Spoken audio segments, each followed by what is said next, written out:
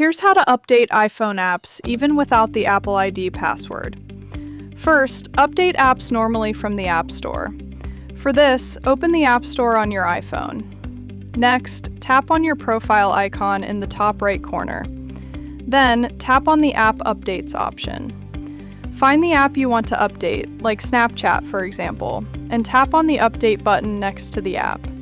It should download and update the app automatically.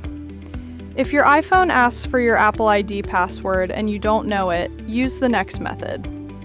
Second, update an app without the Apple ID password. For this, open the Settings app on your iPhone. Scroll down just a bit and tap on General.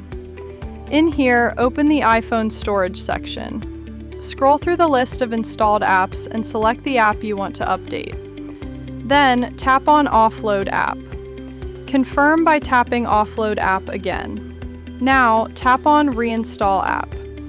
Your iPhone will download and install the latest available version of the app. Your documents, app data, and settings will remain on your device. Once the installation finishes, repeat the same process for other apps you want to update without Apple ID password. Once the app is updated, you can open the app and continue using it normally. And that's it.